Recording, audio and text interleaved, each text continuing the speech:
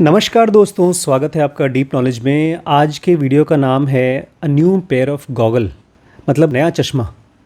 क्या मतलब है नया चश्मा? जब भी हमको कोई कुछ बात बताता है तो हमारे दिमाग की एक टेंडेंसी होती है, हम उस बात को एज़ इट इज़ एक्सेप्ट कर लेते हैं और उसके ऊपर एक्शन करना शुरू कर देते हैं। लेकिन यहाँ पर इस सीरीज़ में, जो कि थिंक अगेन नाम की सीरीज़ का हिस्सा है, हम आपको बताने वाले हैं जब कोई बात आपके सामने आती है तो उसको रिसर्च करिए। जैसे आपने पिछला वाला वीडियो देखा होगा तो हमने आपको बताया 3 टाइप के लोग होते हैं, प्रीचर, प्रोसिक्यूटर और पॉलिटिशियन। ये लोग सही तरीके से सोच नहीं पाते। आपको सोचना है साइंटिस्ट की तरह। आपको हर चीज़ की जड़ में, तह में जाना सीखना होगा। इसमें एक छोटा सा एग्जाम्पल दिया है दोस्तों, बहुत कमाल का एग्जाम्पल है। कुछ यूरोपियन रिसर्चर्स थे जो इटली के कुछ बिजनेसमैन को गाइड करने के लिए आए थे, हेल्प करने के लिए आए थे। और उन्होंने उस ग्रुप को, मतलब करीब 100 लोगों का ग्रुप था अलग अलग बिज़नेस के, उन्होंने इसको 2 पार्ट में डिवाइड किया। एक को उन्होंने साइंटिफिकली सोचना सिखाया, हाइपोथेसिस बनाना, मार्केट रिसर्च करना, स्ट्रैटेजी को देखना, स्ट्रैटेजी को बदलना। और दूसरे ग्रुप को कंट्रोल ग्रुप रखा, मतलब उनको कुछ बताया नहीं। तो जिनको सिखाया गया था उनके कंपैरिजन में जो कंट्रोल ग्रुप हैं उनकी एवरेज इनकम $300 थी। और वहीं पर जिन लोगों ने साइंटिफिकली सोचना सीख लिया था उनकी एवरेज इनकम थी $12,000। 300 का 10 गुना होता है 3,000 और उसका 4 गुना होता है 12,000। वो थी एवरेज रेवेन्यू उन लोगों का जिन्होंने साइंटिफिकली सोचना सीखा। और सबसे कमाल की बात यह है कि ये बहुत आसान चीज़ है। कोई भी आदमी साइंटिफिकली सोचना सीख सकता है, बस थोड़ा सा नच चाहिए, थोड़ी सी अंडरस्टैंडिंग चाहिए। तो इस वीडियो में हमने वही सिखाया है। अगर आप ये पूरी की पूरी सीरीज़ देखना चाहते हैं तो dkbrains.com पे जाकर के थिंक अगेन नाम की सीरीज़ चेकआउट करिए। ठीक है दोस्तों।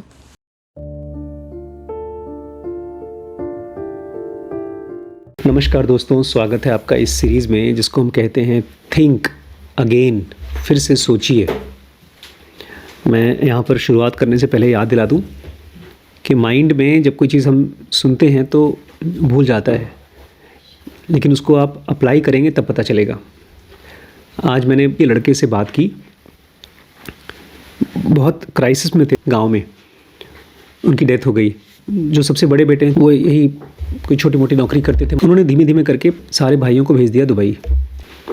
नौकरी परमानेंट नहीं थी बट छोटी मोटी कोई नौकरी मिली।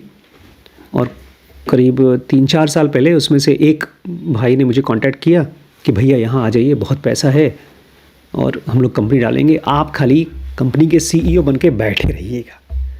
मैंने कहा तो अच्छी अच्छी बड़ी बड़ी बातें कर रहा है। तो आज सबसे छोटे वाले भाई से मेरी बात हो रही थी। मैंने पूछा, यार तुमने मेरे छोटे वाले भाई को क्या कह बता दिया है कि एकदम वो पागल हो गया है।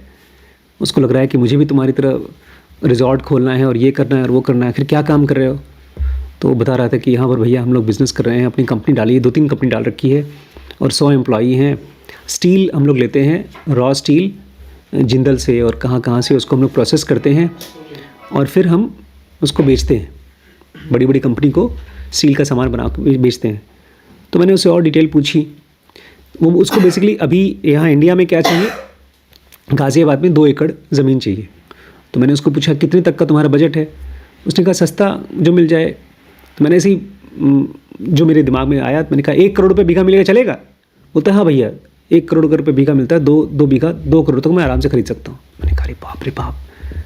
और मुझसे अभी कम से कम 10-15 साल छोटा है और उसकी क्वालिफ़िकेशन, वो बोल रहा था पहले कि मैं डिप्लोमा नहीं करूँगा, मैं इंजीनियरिंग करूँगा, क्योंकि डिप्लोमा जो होती है छोटी डिग्री होती है, उसमें इज्जत नहीं होती।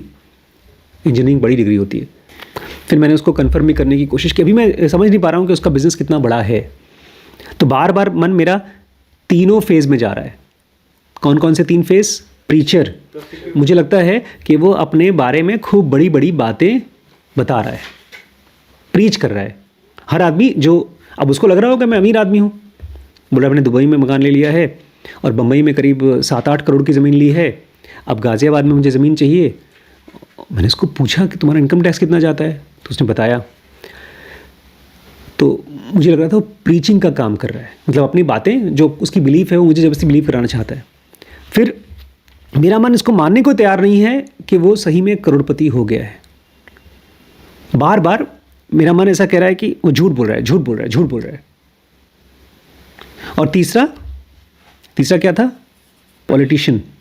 इसके लिए मैं आपको बताऊं, मुझे मन कर रहा है, मैंने इनफैक्ट किया भी। उनके सबसे बड़े भाई वो साफ साफ बात करते हैं, तो उनको मैं फ़ोन करके पूछूंगा कि भैया बताओ साफ साफ कि बिज़नेस कैसा चल रहा है तुम्हारा, क्योंकि मुझे वो बिज़नेस को समझना है। वो भी इन्वॉल्व है। वो बड़े भाई हैं, वो वहाँ से कमाते हैं, 3 भाई वहाँ रहते हैं दुबई में, भैया यहाँ रहते हैं गाँव में। तो उनसे बात करके मैं और समझूंगा कि सचमुच में उनकी फैमिली में बिज़नेस कैसे चल रहा है, क्या चल रहा है। और मुझे अच्छे से याद है, उसने मुझे बुलाया था, भैया आप दुबई आ जाइए, बस आप हमारे साथ मिल जाइए और हम लोग इस बिज़नेस को करें। तो जब भी हम किसी भी घटना को सुनते हैं तो हमारा मन बार बार ये 3 तरीके से काम करता है: प्रीचर, प्रोसिक्यूटर और पॉलिटिशियन। मतलब सामने वाले की बात को मानना नहीं चाहता, खाली अपनी बात को ही मानना चाहता है। जो मेरा मन कह रहा है वही सही। प्रीचर को हमेशा ही लगता है कि मैं जो मानता हूँ, जो मेरा विश्वास है वही सही है। जैसे कल हमने देखा था, एक आदमी ने क्या, कई लोगों ने, अमीर लोगों ने, सक्सेसफुल लोगों ने बर्नी मैडॉफ के ऊपर पैसा लगाया। जानते हैं बर्नी मैडॉफ को? इंडिया के जितने बड़े बड़े स्कैमर्स हो सकते हैं वो सब इसके सामने छोटे बच्चे हैं। अकेले उस आदमी ने मोर देन 83 या पता नहीं कितना बिलियन डॉलर का स्कैम किया। स्टीफन ग्रीनस्पैन, वो कहता है मेरे दोस्त ने कहा था ये रिस्की बिजनेस है, कोई भी आदमी हर साल डबल डिजिट रिटर्न नहीं दे सकता, बैंक नहीं दे सकता, गवर्नमेंट नहीं दे सकती, तो एक आदमी कहाँ से देगा? तो भी इसको उसकी बात पर विश्वास नहीं हुआ, अपनी ही बात पर विश्वास हुआ। ये था प्रीचर। जब आपको लगे नहीं मेरा मन जो कह रहा है वही सही है, तो ये प्रीचर है। फिर बोलता है कि जब कोई मुझे समझाने लगा कि देखो ये रिस्की है, तो मेरा मन सामने वाले की बात पर प्रोसिक्यूट कर रहा है, उसको दलील दे रहा है कि तुम क्यों गलत हो। ये मैं कर रहा था उसके साथ में। उसको पूछा तो इनकम टैक्स कितना जा रहा है, उसने तुरंत फ़ोन लगा करके, मुंबई में उसका सीए है, उससे फ़ोन लगाया, अब पता नहीं सीए था कौन था, उसने बताया हम 3 लाख रुपए देते हैं इनकम टैक्स। तुरंत मेरे मन ने कहा 3 लाख रुपए इनकम टैक्स दे रहा है, इसका मतलब क्या है? इसका मतलब तो कुछ पैसा ही नहीं है। फिर मेरा मन ये भी कहने लगा कि वो तो इंडिया का इनकम टैक्स दे रहा है, वो तो काम करता है कहाँ? दुबई में। वहाँ बहुत कम टैक्स लगता है, बहुत ही कम। इसलिए दुनिया भर के बिजनेसमैन वहीं रहना चाहते हैं, वहीं से काम करना चाहते हैं। और तीसरा, पॉलिटिशियन। आपको अपनी बात को मानने के लिए आप और लोगों को भी इकट्ठा करेंगे ताकि वो आपको बोले कि हाँ, आपको विश्वास हो कि सही हो। जैसे ग्रीनस्पैन ने 2-4-10 लोगों की, अपने दोस्तों की, जो लोग पैसा लगा रहे थे, उनके साथ बातचीत किया और उसको भरोसा हो गया कि जो मैं सोच रहा हूँ सही है। बाद में उसका बेचारे का पूरी ज़िंदगी की सेविंग ख़त्म हो गई। तो आज एक छोटा सा एक्सपेरिमेंट है, उसको आप समझ लीजिए। आज के वीडियो का नाम है a different pair of goggles. आप कैसे अपना ये चश्मा हटा करके, ये तीनों का चश्मा हटा करके नया चश्मा जब लगाएंगे तब दुनिया अलग तरीके से दिखाई देगी। If you are a scientist by trade, rethinking is fundamental to your profession. कह रहे हैं अगर आप ट्रेड से, आपका काम ही है, आप साइंटिस्ट हैं, तो आपके लिए ज़रूरी है कि बार बार अपने चीज़ों के बारे में रीथिंक करें, बार बार सोचें, फिर से सोचें। You are paid to be consistently aware of limits of your understanding. एक साइंटिस्ट नई चीज़ खोजने की कोशिश करता है जो पहले कभी नहीं हुई है। इसलिए आपको पैसा मिलता है अपनी समझ की लिमिटेशन को पकड़ने के लिए। हम जब दुनिया को समझते हैं, जो चीज़ पहले से समझी जा चुकी है, उसके अलावा एक साइंटिस्ट कुछ नया खोजने की कोशिश करता है, तो उसको पैसा मिलता है इस काम को करने के लिए, यही सीखता है वो। You are expected to doubt what you know. आपकी जानकारी में कोई ऐसा बंदा है जिसको आप जानते हो साइंटिस्ट हो? बहुत कम साइंटिस्ट है। साइंटिस्ट का काम अपने आप में इतना मुश्किल है क्योंकि उसमें आपको, you are expected to doubt what you no.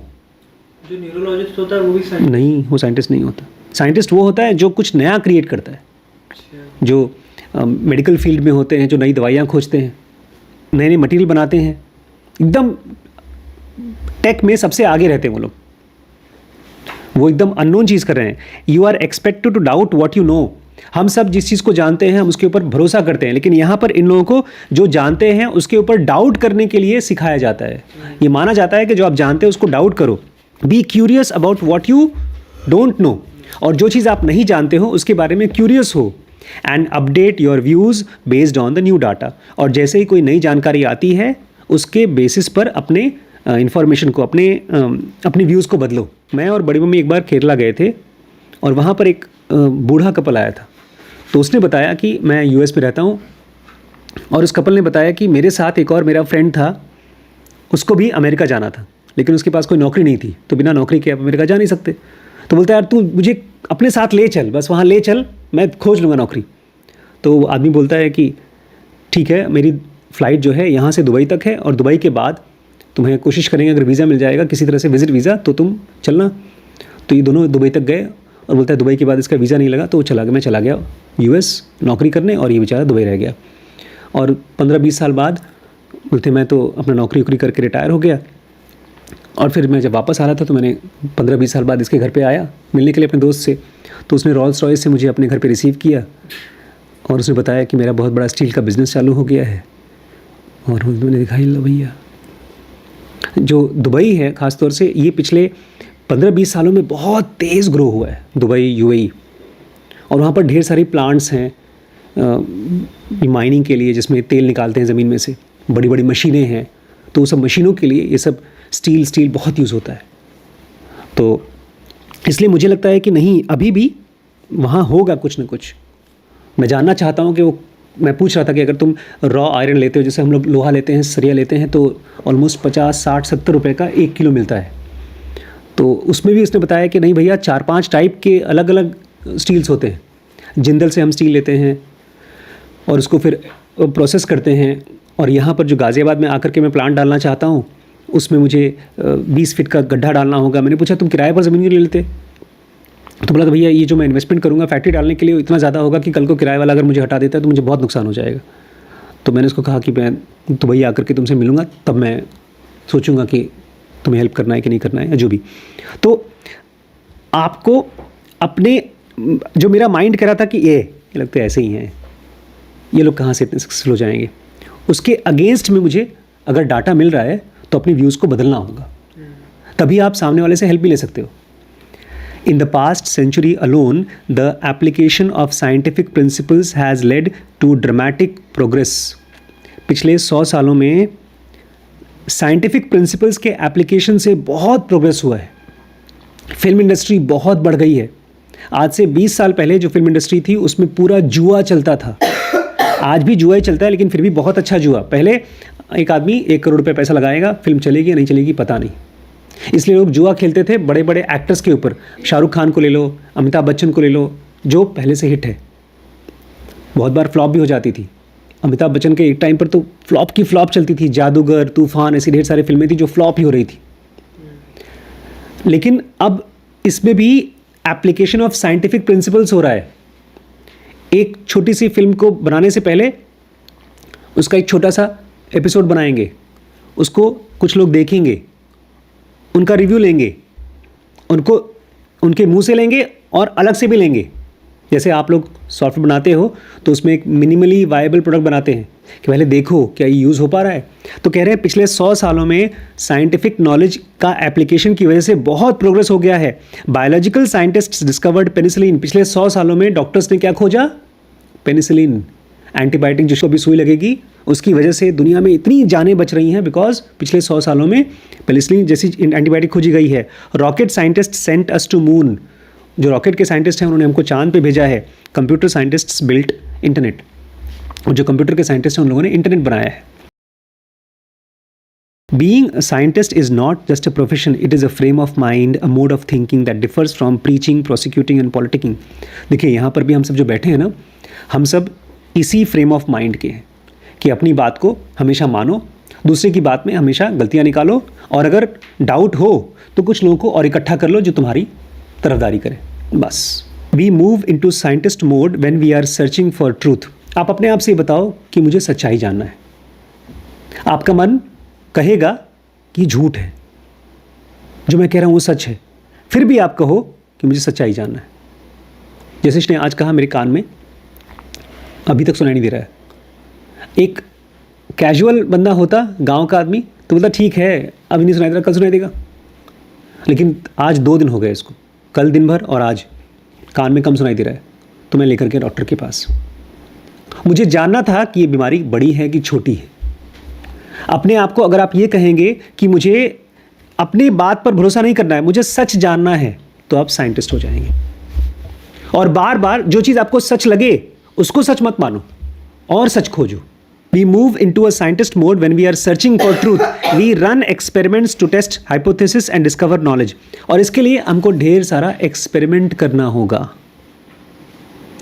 अपनी हाइपोथेसिस बनानी होगी. हाइपोथेसिस मतलब ठीक है, अगर मेरे हिसाब से का कान बहुत ख़राब हो गया है तो मैं डॉक्टर के पास जाऊंगा और डॉक्टर इनको कहेगा कॉक्लियर टेस्टिंग करो, जैसे मेरा किया.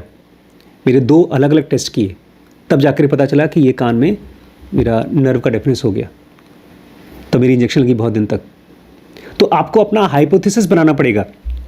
हाइपोथेसिस मतलब समझते हैं, एक आपका जो भी आप काम करना चाहते हैं उसको पहले से मान लो, अगर ये काम मैं कर रहा हूँ और सक्सेसफुल हुआ तो क्या होगा, नहीं हुआ तो क्या होगा. जो अपने हिसाब से समझ है, हाँ. वो लिखना. लेकिन पता है उसमें एक बड़ी खास चीज़ है, जैसे कि हम लोग नॉर्मली हाइपोथेसिस बनाते नहीं हैं. जैसे आप ये मानते हैं कि ये सब्जेक्ट, ये टॉपिक बहुत मुश्किल है, तो बहुत स्ट्रांग बिलीफ है कि मैथ्स बहुत मुश्किल है. आपका भी बहुत स्ट्रांग बिलीफ है मैथ्स बहुत मुश्किल है, इसलिए आप लोग मैथ्स के चक्कर में नहीं पड़े. अब ये एक बिलीफ है, इसके ऊपर आप एक हाइपोथेसिस बनाओ. ठीक है, अगर ये मुश्किल है तो मैं देखना चाहता हूँ कि क्या ये चीज़ मेरे लिए पॉसिबल है, पढ़ पाना, देख पाना. जैसे मेरे लिए भगवद गीता बहुत मुश्किल है.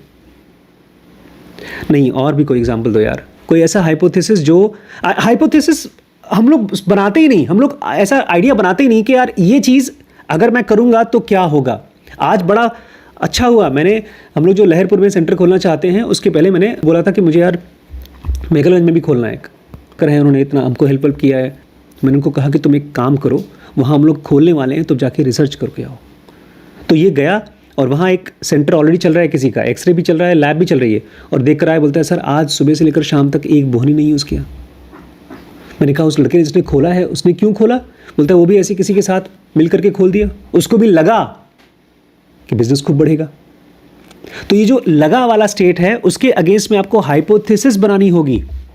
हाइपोथेसिस मतलब मेरा एक ओपिनियन है और मुझे चेक करना है कि उसमें क्या सच्चाई है, क्या गड़बड़ी है. जैसे मेरा एक हाइपोथेसिस अब बन रहा है कि हो ना हो वो लोग भले 10 करोड़ की बात कर रहे हैं, 10 करोड़ का नहीं लेकिन 1-8 करोड़ साल का तो बिजनेस कर ही रहा है. एक हाइपोथेसिस है. अब इसको चेक करने के लिए मैं क्या करूँगा, मैं अगले 2 महीने, 4 महीने, 6 महीने में या तो वो आएगा तो उसको बुलाऊंगा लखीमपुर, या तो मैं बम्बई जाऊँगा उसके फैक्ट्री को देखूँगा, या तो मैं दुबई जाऊँगा. उसके 10-15-20 हज़ार 50 हज़ार रुपये खर्चा होगा, लेकिन उस हाइपोथेसिस को चेक करके आऊँगा. अगर सही हुआ तो फिर मैं उसे कनेक्ट भी करूँगा. Scientific tools aren't reserved for people with white coats, beakers. Using them doesn't require toileting away ears with microscope and petri dish. कह रहे हैं साइंटिस्ट की तरह सोचना मतलब ये नहीं कि आप जाके लैब में वाइट कोट पहने हुए हैं और केमिकल्स के साथ काम कर रहे हैं. नहीं, साइंटिस्ट के टूल्स. हाँ, हाँ, साइंटिस्ट की तरह सोचना केवल लैब में काम करने वाले साइंटिस्ट के जैसे लोग हैं खाली उनके लिए नहीं है, ये हर एक आदमी के लिए हो सकता है. Hypothesis have as much of a place in our lives as they do in lab. Hypothesis आप लोग कम से कम आज जाके पूछिएगा अपने आप से, मेरी अपनी खुद की कोई हाइपोथेसिस है बिजनेस के बारे में, करियर के बारे में. दुनिया को जब मैं समझने की कोशिश करता हूँ, जैसे मैं भी तो आप ही की तरह हूँ, अबू ने तो मान लिया कि ये आदमी अमीर है और जो ये कर रहा है वो मैं करूँगा. क्या आपके मन में आ रहा है इससे बात करनी चाहिए? हाइपोथेसिस बहुत ऑटोमेटिक बनने वाले अंदाजे नहीं हैं. हाइपोथेसिस ऐसा अंदाज़ा होता है कि देखें इससे फ़ायदा होगा कि नहीं होगा, प्लान करें. एक काम को प्लान करने को हाइपोथेसिस आता है. जैसे अभी हो सकता है कल हम लोग जाएं लहरपुर एक जगह देखने के लिए, क्योंकि वहाँ पर हम लोग हो सकता है सेंटर डालें, तो एक हाइपोथेसिस है वहाँ सेंटर डालना से फ़ायदा होगा. अब कल का दिन भर जाएगा धूप में, गाड़ी में हम खोजेंगे, 2-3 डॉक्टरों से मिलेंगे, कोई किराए की जगह देखेंगे, उस किराए की जगह को लेंगे 25-30 हज़ार रुपये महीने पे या 50 हज़ार रुपये महीने पे. उसमें एसी लगेगा, उसमें लैब के सामान लगेंगे, उसमें एम्प्लॉयज़ लगेंगे. ये सब हाइपोथेसिस पे हो रहा है. अब ये सब किसका काम है? डॉक्टर आशीष शुक्ला का. आप जब अपने दिन में कोई चीज़ के बारे में बहुत सीरियसली सोचते हो और उसके ऊपर कुछ एक्शन लेते हो, वो हाइपोथेसिस है. Experiments can inform your daily decisions. That makes me wonder, is it possible to train people in other fields to think more like scientists, and if so, do they end up making smarter choices? आपको पता है चंदन diagnostic जो है वो यहाँ पर अब पूरा नया डायग्नोस्टिक सेंटर खोल रहा है. उसमें MRI CT स्कैन सब कुछ होगा, और फिर से अपने सारे पुराने एम्प्लॉयज़ को अप्रोच कर रहा है और महंगी सैलरी दे करके। और कल तो मुझे पता चला एक ऐसा लड़का था जो हमारे यहाँ हमारे साथ काम करता था, उससे भी नीचे था, और उसको चंदन दे रहा है 1.25 लाख रुपये महीने की सैलरी मार्केटिंग में। डॉक्टर अमर सिंह नाम है जिनका चंदन है, और उन्होंने धीरे धीरे करते करते आज मेडिकल कॉलेज की बिल्डिंग बन चुकी है, ऑलमोस्ट आधे से ज़्यादा हॉस्पिटल बन चुका है, और 2000 एम्प्लॉय होंगे उनके पास। ये कैसे किया होगा? Thinking more like a scientist. उन्होंने मिस्टेक तो की होंगी बहुत सी, उन्होंने प्लान भी किया होगा कई साल पहले कि मुझे अमीर बनना है और मुझे उसके ऊपर काम भी करना है। और उन्होंने एक चीज़ और की थी, अपनी मेडिकल प्रैक्टिस छोड़ दी थी, उन्होंने अपनी PG छोड़ दी थी। MBBS करने के बाद PG की एडमिशन हुई, डॉक्टरी का काम शुरू किया, पढ़ाई करते थे कॉलेज में और शाम को अपने मरीज़ देखते थे। तो डॉक्टर ने कहा उनके सीनियर ने कि अगर ऐसे तुम शाम को प्रैक्टिस करोगे तो तुम कॉलेज मत आना, तुम्हारी तो ये गलत है तुम्हारे लिए। तो उन्होंने PG छोड़ दी, क्योंकि उनका जो हाइपोथेसिस था, मतलब अपना प्रैक्टिस था, उसमें पैसे आ रहे थे।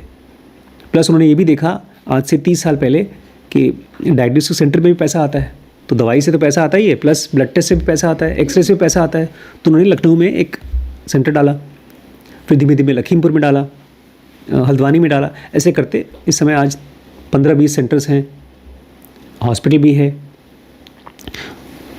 उन्होंने ज़रूर एज ए साइंटिस्ट सोचा होगा, बिजनेस साइंटिस्ट। तो ऑथर कह रहे हैं एक एक्सपेरिमेंट हुआ जहाँ पर हम लोग ये देख रहे थे क्या दूसरे फील्ड के लोगों को, मतलब जो लैब में साइंटिस्ट नहीं है, उनको भी हम लोग साइंटिस्ट की तरह सोचवा सकते हैं, सिखा सकते हैं।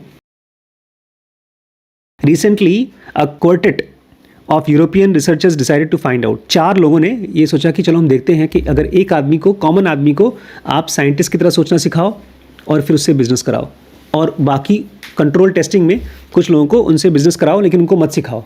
तो दोनों में डिफरेंस क्या है? हाँ, देखिए, they ran a bold experiment with more than 100 founders of Italian startups with technology, retail, furniture, food, health care, leisure and missionary. 100 लोगों को, 100 से ज़्यादा लोगों को, बिजनेसमैन लोगों को बुलाया अपने यहाँ, और उनका बिजनेस काहे में था? टेक्नोलॉजी में था, रिटेल में था, मतलब सामान बेचने में था, फर्नीचर की दुकानें थी, उनकी बिजनेस थी, खाने का बिजनेस था, हॉस्पिटल डायग्नोस्टिक का बिजनेस था, लीजर होटल का बिजनेस था, और मशीनों का बिजनेस था जिसका है, उनको बुलाया। Most of the founders businesses had yet to bring in any revenue, और ज़्यादातर बिजनेसेस सब शुरुआत के थे, अभी तक पैसा नहीं आया था, बहुत रेवेन्यू नहीं आया था। Making it an ideal setting to investigate how teaching scientific thinking could influence the bottom line. तो एकदम परफेक्ट टाइम था कि अगर हम उनको सिखाते हैं साइंटिस्ट की तरह सोचना, तो क्या हम उनकी बॉटम लाइन को इम्प्रूव कर सकते हैं। बॉटम लाइन मतलब कमाई हो सकती है कि नहीं। जब आप किसी बिजनेस में पैसा लगाते हैं, पैसा लगाने के बाद जब पैसा आता है, बाद में फाइनली जब कुछ पैसा बचता है तो उसको बोलते हैं बॉटम लाइन। अगर गूगल कोई नया बिजनेस चालू कर रहा है और आपको लगेगा कि बिजनेस का फ़ायदा क्या है, और गूगल के मालिक बोलें कि बॉटम लाइन बढ़ाता है, इसका मतलब हमारी जिम में कैश आता है। जैसे हमारी सेंटर है, लैब है, एक्सरे है, अल्ट्रासाउंड है, आप एक चाय की दुकान डाल दो, तो चाय से अगर आपको महीने का 5000 भी आ रहा है तो आपका बॉटम लाइन हो गया, कुछ तो पैसा बच के आ रहा है, इसको बोलते हैं बॉटम लाइन। तो ये परफेक्ट सेटिंग था कि अगर किसी आदमी को साइंटिफिक तरीके से सोचना सिखाते हो तो क्या उनका बॉटम लाइन बढ़ता है, ये चेक करना था उनको। The entrepreneur arrived in Milan for training programme in entrepreneurship. तो ये सारे के सारे बड़े बड़े बिजनेसमैन मिलान में आए, इटली में आए, उनको सिखाने के लिए, ट्रेनिंग के लिए। Over the course of 4 months they learn to create a business strategy. ये सारे के सारे बेचारे नौसिखिया थे, अपना घर में पैसा से लगा करके बिजनेस कर रहे थे, बैंक से लोन लेकर के बिजनेस कर रहे थे, उनको इन लोगों ने सिखाया बिजनेस स्ट्रैटेजी। तो वो इन लोगों ने सिखाया उनको। इंटरव्यू कैसे करते हैं कस्टमर्स को, वो सिखाया। Build minimal viable product. वो बेचारा जो वहाँ मेघलगंज में खुला है सेंटर, वो मिनिमल वायबल प्रोडक्ट नहीं है, मेरे पास उससे भी ज़्यादा मिनिमल वायबल प्रोडक्ट तरीका है। उसने तो प्रॉपर दुकान लेकर के लैब खोली है, एक्सरे भी डाला है। मिनिमल वायबल प्रोडक्ट मतलब और कम पैसे में कैसे आप अपना बिजनेस चालू कर दें। जैसे अगर वो डॉक्टर साहब जिनके यहाँ हम लोग गए थे, उनके यहाँ एक मशीन लगा दो और एक लड़का लगा दो, या तो उसको भी हटाओ, आप खाली एक कलेक्शन का लड़का उनके घर पे लगा दो, उनके साथ ऑफिस में लगा दो, सेंटर पे, मतलब उनके क्लिनिक में।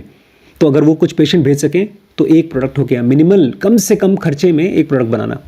तो ये सब चीज़ उनको सिखाया, स्ट्रैटेजी सिखाया, कैसे इंटरव्यू लेते हैं कस्टमर्स को उनको सिखाया, मिनिमल वायबल प्रोडक्ट कैसे बनाते हैं वो सिखाया, and then refine a prototype. और उसके बाद जब आपका प्रोडक्ट बन जाता है तो उस प्रोटोटाइप को और कैसे बेहतर करते हैं, रिफाइन करते हैं, ये सब चीज़ें उनको सिखाया। What they didn't know was that they would be randomly assigned to either a scientific thinking group or a control group. ये सब चीज़ें उनको सिखा रहे थे, लेकिन उनको ये नहीं बताया गया कि कुछ लोगों को कंट्रोल ग्रुप में डाला जाएगा और कुछ लोगों को साइंटिफिक थिंकिंग ग्रुप में। ये कंट्रोल ग्रुप क्या होता है? कंट्रोल ग्रुप मतलब जिनको बेवकूफ़ बनाया जाएगा, उनको असल में साइंटिफिक थिंकिंग की तरह नहीं सिखाया जाएगा। हमेशा जब कोई दवाई की टेस्टिंग होती है तो ऐसी होती है, दवाई लिया गया, उसको कुछ लोगों को तो दिया जाता है एक्चुअली दवाई जो नई बनी है, और कुछ लोगों को दिया जाता है कंट्रोल ग्रुप। बोला जाता है कि दवाई दे रहे हैं, वही दवाई दे रहे हैं, लेकिन उनको कंट्रोल ग्रुप में दवाई नहीं देते, देखने के लिए कि क्या इस दवाई से असर हो रहा है कि बस उनके माइंड से असर हो रहा है। तो 2 ग्रुप में लोगों को रखा गया, कुछ को सिखाया गया और कुछ को रखा गया किसमें? कंट्रोल ग्रुप में। Control group, very good. The training of both groups was identical except that one was encouraged to view startup through scientist knowledge. दोनों की ट्रेनिंग सेम थी, लेकिन एक को सिखाया गया साइंटिस्ट की तरह देखना। कैसे देखना? साइंटिस्ट की तरह। From that perspective, their strategy is a theory. Customer interview can help develop hypothesis, and minimal viable product and prototype are experiments to test their hypothesis. एक को ये बताया गया कि देखो ये है स्ट्रैटेजी, अगर इस स्ट्रैटेजी चलोगे तो करोड़पति बन जाओगे, इतना बताया गया। लेकिन दूसरे को बताया गया their strategy is a theory, कि देखो भैया ये स्ट्रैटेजी है लेकिन ये थियरी है, ज़रूरी नहीं कि इससे पैसा आएगा ही आएगा, इससे लॉस भी हो सकता है। एक को बताया गया customer interview helps develop hypothesis, कि देखो भैया ये कस्टमर है, उससे अगर बातचीत करोगे तो तुम्हारा प्रोडक्ट अच्छा बन सकता है। एक को बताया गया कस्टमर से बात करके आप चाहो तो बात कर लो, चाहे मत करो, ये तरीका है बात करने का। एक को बताया गया minimum viable product and prototype are experiments to be tested on those hypothesis, कि देखो भैया ये जो तुम बिजनेस चालू कर रहे हो ना, ये सक्सेसफुल भी हो सकता है, फेल भी हो सकता है। वो था साइंटिस्ट की तरह सोचने वाला। और एक को बताया गया देखो भाई ये जो प्रोडक्ट बनाओगे मिनिमली वायबल प्रोडक्ट, वो बहुत सस्ता बनेगा। बस आप जब साइंटिस्ट की तरह सोचते हो तो आपको पता होता है कि आपका एक्सपेरिमेंट क्या हो सकता है, फेल भी हो सकता है। ये मेन क्वालिटी होती है साइंटिस्ट की तरह। आप सीधे ये नहीं सोच के हो अब लगा रहा हूँ आएगा ही आएगा, जैसे जुआड़ी सोचता है इस बार 100 का 500 आएगा, 500 लॉस हो गया, 100 लॉस हो गया, अब इसकी बार 500 लगाऊंगा तो मेरा 500 तो आएगा ही आएगा, ऐसे करके नहीं सोचता हो। साइंटिस्ट हमेशा सोचता है कि लॉस भी हो सकता है। Their task is to rigorously measure the result and make decisions based on whether their hypotheses are supported or refuted. और उनका मेन काम ये था कि जो कुछ भी तुम कर रहे हो उसको rigorously measure करो। आज मैंने 1 रुपये खर्च किया तो बदले में कितना आया, 2 रुपये लगाया तो बदले में कितना आया। आजकल एक बड़ा ऐड आता है, बोलता है अपने बिजनेस को चलाने के लिए लोन मत लीजिए। ऐड आता है, एक आदमी सिखाता है, बिजनेस के कोच हो, बहुत से लोग करते हैं, उधार ले लेकर बिजनेस चलाते हैं। क्यों? क्योंकि वो मेजर नहीं करते। वो पैसा लाते हैं, बैंक में रखा रहता है, उस पैसे से अपना खर्चा चलाते हैं, बिजनेस चलाते हैं, अपने घर का खर्चा भी चलाते हैं, और लोन आता रहता है, डूब जाते हैं। हम लोगों ने जब मैंने पहली बार पढ़ा था मेजर व्हाट मैटर्स, जो चीज़ सबसे ज़रूरी है उसको नापो, उस चीज़ से मैंने ये नापना शुरू किया कि कितना पैसा आ रहा है और कितना पैसा जा रहा है, कितना पैसा बच रहा है। ये चीज़ मैं पिछले 3 साल से कर रहा हूँ। तो कह रहे हैं इन लोगों को सिखाया गया कि जो कुछ भी कर रहे हो, 1-1 रुपये जो लगा रहे हो और 1-1 रुपये जो आ रहा है उसको रिगरसली मेजर करो। रिगरसली मतलब बहुत ध्यान से, 1-1 रुपये ध्यान से देखो। ये साइंटिस्ट लोग को बताया क्या? आज मैंने पूछा जब साफ वो एक जगह कच्चा खा गया, मैंने कहा इनकम टैक्स कितना देते हो? बोलता भैया मुझे याद नहीं है।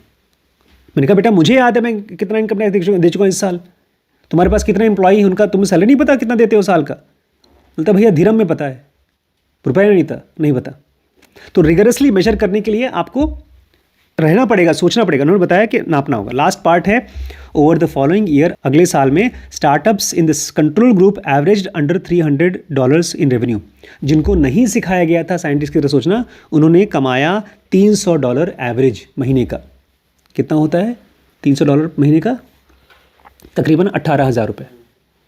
और जिन लोगों को सिखाया गया था साइंटिस्ट की तरह सोचना, उन्होंने एवरेज कमाया $12,000 महीने का। ये 12,000 तकरीबन 10 लाख रुपए महीना कमाया। जिन लोगों ने साइंटिस्ट की तरह सोचा उन्होंने महीने का 10 लाख रुपए 12 लाख रुपए कमाया, और जिन लोगों ने साइंटिस्ट की तरह नहीं सोचा, जिनको ये नहीं पता था कि फेल भी हो सकता है, उन्होंने कमाया एवरेज 18,000 रुपये महीना। They bought in revenue more than twice as fast and attracted customer sooner too. और प्लस ये जो पैसा आया वो डबल स्पीड से आया। जो साइंटिस्ट की तरह सोच रहे थे उनका पैसा जल्दी डबल स्पीड से आया, प्लस अनअट्रैक्टेड और ज़्यादा कस्टमर भी उनके पास आए। Why? The entrepreneurs in the control group tended to stay wedded to their original strategies and products. क्योंकि जो बेचारों को नहीं पता था साइंटिस्ट की तरह रहना मतलब सोचना, वो बेचारे बोलते थे, जो गलतियां करते थे बोलते नहीं नहीं अभी गलती नहीं है, अभी रुको ना, अभी देखो पता चलेगा। जो वो काम करते थे, जो गलत स्ट्रैटेजी फॉलो करते थे, जिसका रिजल्ट नहीं आ रहा था, वो उसी पर चलते रहते थे। They tended to stay wedded, वो शादीशुदा रहते थे to their original strategy and products. जो काम नहीं कर रही है वो स्ट्रैटेजी और वो प्रोडक्ट के साथ में वेडेड रहते थे, मतलब शादीशुदा रहते थे। कैसे छोड़ दूँ, ये मेरा आइडिया है ना, मेरी बीवी है ये। It was too easy to preach the virtue of their past decisions. अगर कोई उनसे पूछता था आखिर क्यों, तो उनके लिए बहुत आसान था अपनी पास्ट की डिसीजंस को प्रीच करना, भाषण देना कि क्यों अच्छा तरीके से वो बिजनेस कर रहे हैं। नहीं काम कर रहा है फिर भी प्रीच करते थे। इसमें जैसे आप कह रहे हैं कि मुझे लहर ग्रुप में धंधा अपना खोलना है, और जैसे आप पहले बता रहे थे कि हमने जब वो पढ़ा था, कोई भी किताब स्केल अप पढ़ी थी, हाँ, तो आप ये कह रहे थे कि हमें ऑनलाइन बिजनेस, ये जो धंधा है अपना, इसमें से बहुत ज़्यादा हम लोग मान लो 5 लाख कमा रहे हैं तो 4,90,000 रुपये खर्चा आ रहा है। जब मार्जिन ही इतना कम है तो फिर मैं जो भी मैं बिजनेस का जा रहा हूँ करने के लिए, वो मेरा एक हाइपोथेसिस है। इसके साथ साथ एक और काम कर रहा हूँ, आपको नहीं पता, एक कंपनी बना रहा हूँ मिस्टिक माइंड प्राइवेट लिमिटेड के नाम से, पता है ना आपको? वो तो आप डीके ब्रेन्स के लिए डीके ब्रेन्स के लिए। तो दोनों तरफ मैं डाइवर्सिफाई कर रहा हूँ। मुझे उधर से भी पैसा आ रहा है, इधर से भी पैसा आ रहा है। उधर बड़ी मम्मी ध्यान देती, इधर मैं काम करता हूँ। अब मुझे दोनों तरफ ग्रोथ करना है, तो दोनों तरफ मेरी हाइपोथेसिस है। इधर मेरा दिमाग चलता है, उधर बड़ी मम्मी का दिमाग चलता है। तो वहाँ पर भी मैं ये मान के नहीं चल रहा हूँ कि अगर वो खोल लूँगा तो मुझे महीने का 1 लाख रुपये आएगा, रोज़ का 1 लाख रुपये आएगा। मैं मान के चल रहा हूँ कि हो सकता है 3, 4, 6 महीने में ना चले तो बंद करना पड़ेगा। चंदन ने बहुत सी दुकानें बंद की हैं, बहुत से बिजनेसेस बंद किए हैं। और आपके हिसाब से नहीं चल रहा मतलब? जब आप पैसा लगा रहे हैं और वो पैसा वापस नहीं आ रहा है। अब मैंने मान लो वहाँ पर 5 लाख रुपये लगा दिया और उसमें हर रोज़ का रेवेन्यू नहीं आ रहा है, 2,000, 4,000, 5,000, 10,000 रोज़ का रेवेन्यू नहीं आ रहा है, इसका मतलब बिज़नेस नहीं चल रहा है। तो फिर मैं उसको बंद कर दूंगा, किराए की दुकान वापस कर दूंगा, सामान गायब कर, वहाँ से वापस ले आएंगे सामान, कहीं और एक्सपेरिमेंट करेंगे। तो जो लोग भी अपनी पुरानी स्ट्रैटेजी से चल रहे थे, it was too easy for them to preach about the virtue of their past decisions, कि हमने जो पास्ट डिसीजन लिए हैं वो बहुत अच्छा है, उसके बारे में बताते रहते थे। Prosecute the vices of alternative options, और अगर कोई उनसे कहता था कि यार इसकी जगह कुछ और करो, तो बोलते थे देखो ज़्यादा दिमाग न लगाओ, ज़्यादा ज्ञान देने की कोशिश मत करो। और तीसरा, politic by catering to advisors who favoured the existing direction, वो अपने आसपास कुछ अपने कुछ वो चमचे रखते थे जो उन्हीं की बातें बोलते थे। नहीं नहीं, हमारे साहब बहुत समझदार बिजनेसमैन है, वो पॉलिटिशियन की तरह सोचते रहते थे। और आखिरी line, entrepreneurs who had been taught to think like scientist, जो बिजनेसमैन को साइंटिस्ट की तरह सोचना सिखाया गया था, in contrast pivoted more than twice as often, उन्होंने क्या किया, 2 बार 3 बार पिवट किया अपने बिजनेस को। अगर हम लोग साइंटिस्ट की तरह सोचेंगे तो हम बहुत जल्दी पिवट कर जाएंगे। तो इन लोगों ने 2-3 बार पिवट किया। When their hypothesis wasn't supported they knew it was time to rethink their business model. जब उनकी हाइपोथेसिस काम नहीं कर रही थी तो उनको मालूम था बॉस कुछ नया कोशिश करने का टाइम आ गया है। तो ये था, आपको नए तरीके से नए गॉगल्स को लगा करके काम सीखना चाहिए। तो साइंटिस्ट की तरह सोचने के लिए आपको हाइपोथेसिस बनाना होगा, लेकिन उसके लिए रोज़ ऑफिस में आना होगा, काम करना होगा और अपना खुद का एक हाइपोथेसिस बनाना होगा कि ठीक है आज मैं डिसाइड करता हूँ, ये करूँगा, देखता हूँ फ़ायदा होता है कि नहीं होता है। नमस्कार।